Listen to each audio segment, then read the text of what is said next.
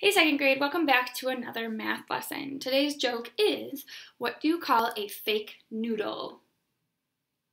You call it an impasta. So if you're wondering what is an impasta, well, imposter is somebody who is fake. So they act like something they're not.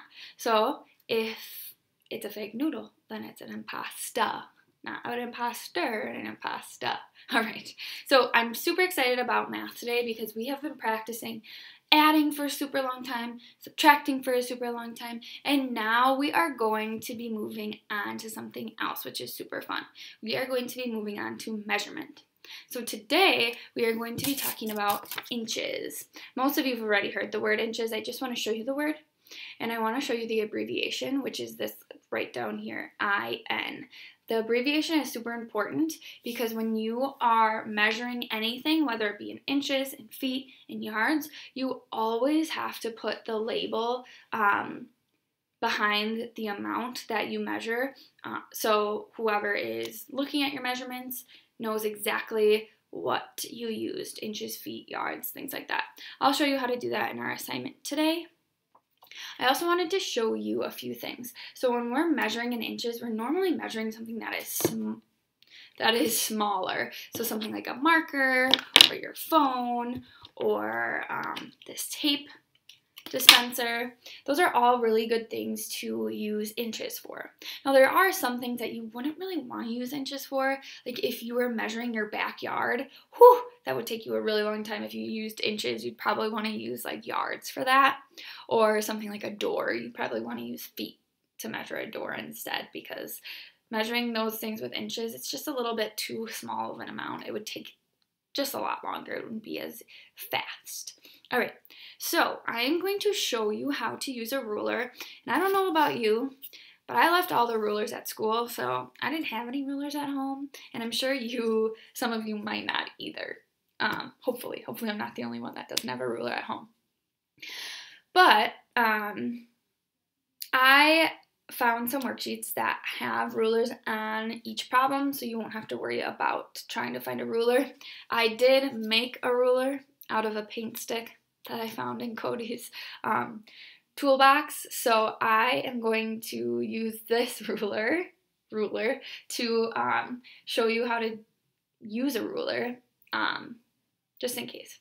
So right now you'll notice that this is only 6 inches. A normal ruler will be 12 inches long.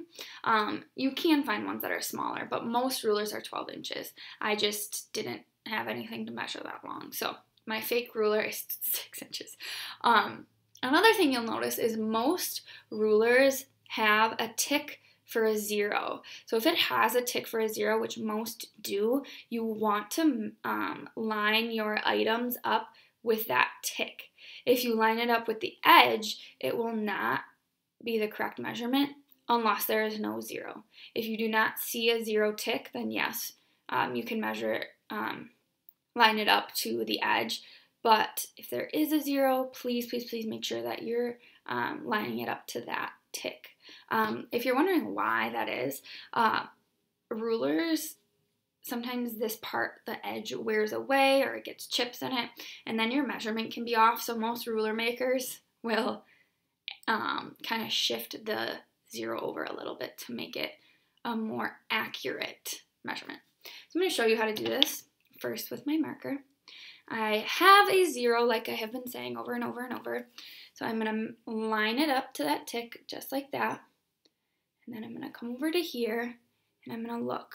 And as I look at it, it looks like it's like almost directly between 5 and 6, maybe a little bit closer to 5.